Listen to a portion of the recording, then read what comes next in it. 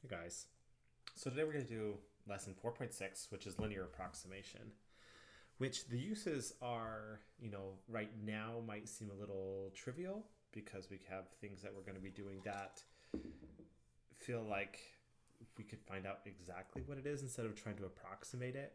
But it does have a lot of applications in not necessarily a calculus class. But remember, we're just trying to lay foundational pieces so that we can get this correct. So what I'm going to do right here is on Desmos, I graphed y equals x squared, and I'm going to pick the point 2, 4.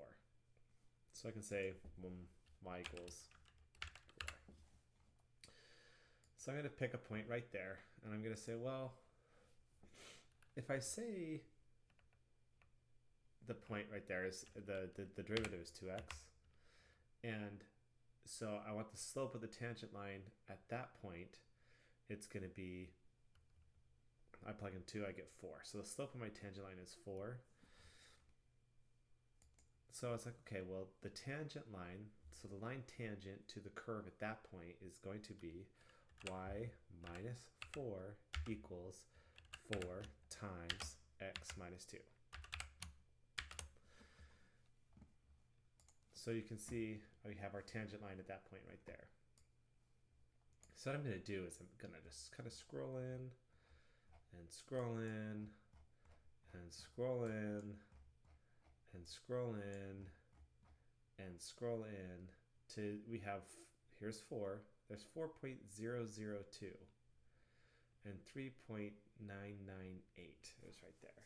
And you'll see, hey look, it's actually pretty close to the exact same thing. Like, we can't tell a difference, but I promise you the parabola is right there.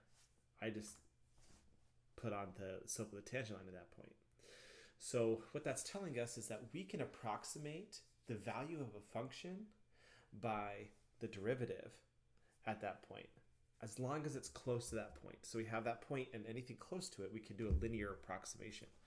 The further we go out, okay, see, now we start to have this variance, that difference right there, and the difference right there. Especially if we go further out, it's going to be really, really bad, right? So we're going to be able to approximate values that are really, really close to this point 4, and we'll be just fine. Now, how do we do that? Well, if you see what we just did right here, this is the slope of my tangent line at the point 2, 4. And this y value is my f of a. So, meaning, if I have this slope of this tangent line right here, so we have this parabola, right? And here's my tangent line to it. This value, sorry, I forgot to draw my axes in here, was my x value. This value is my f of x value. Okay, so let's say we're going to pick the point A, and then this is A right there. Then this slope of this tangent line, we know is going to be y minus f of A equals my slope of my tangent line, which is f prime at A, times x minus A. This is what we just did over here in Desmos to find this value right there. Y minus f of A equals f prime of A times x minus A. And that gives us this equation for the slope of the tangent line. So we can rewrite this just a little bit. So it's a y equals equation. Y equals f of A plus f prime of A times x minus A. So what we call that, what people are calling that, is this is our L of x. If you see over here, they have L of x equals, f of A plus the f prime of A at x minus A. And here's kind of your graph that you're going to see. So we have like this, here's my function graph and here's the slope of the tangent line graph. And really, really close to these values, we're going to be able to get what we need. So this is the definition of linear approximation. Now, oftentimes, we've talked about it in our class before, but here's where they change in like the delta x is what they like to call the change in x, and delta y is going to be this change in y. So if we have this delta y, we're going to call that our y minus f of a. And our change in x is just x minus a.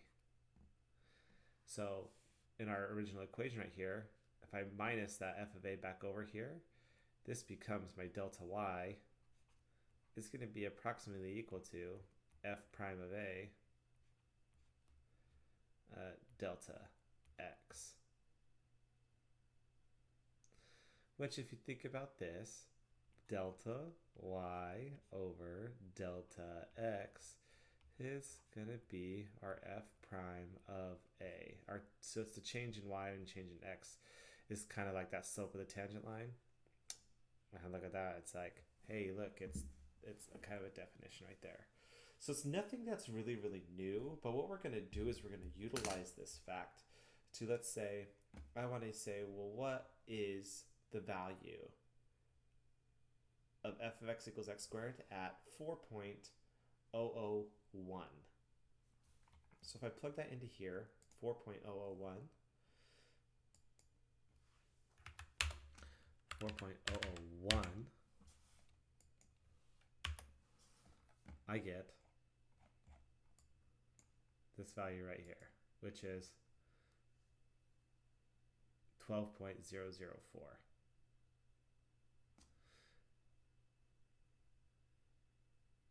So let's type into the calculator just to show you.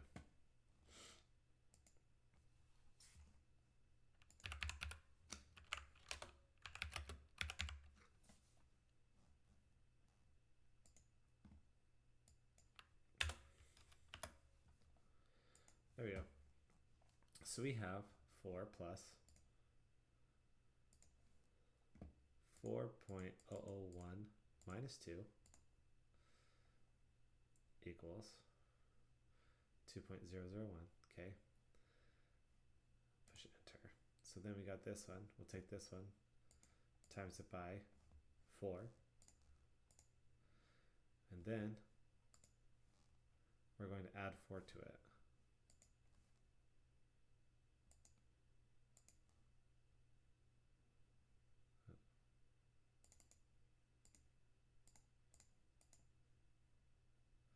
And you'll see that our approximation, I got a plus 2 more, sorry, is 12.004. But if I do 4.001 and I square it, it's 16 point there. So our approximation is not great at that exact point.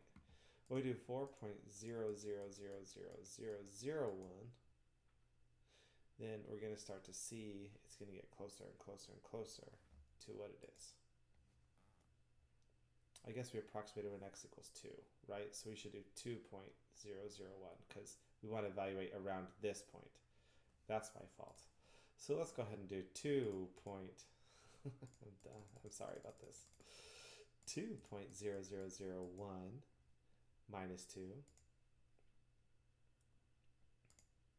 We take the answer, times it by 4, which is the slope of the derivative. And then we're going to take this and we're going to add 4 to it.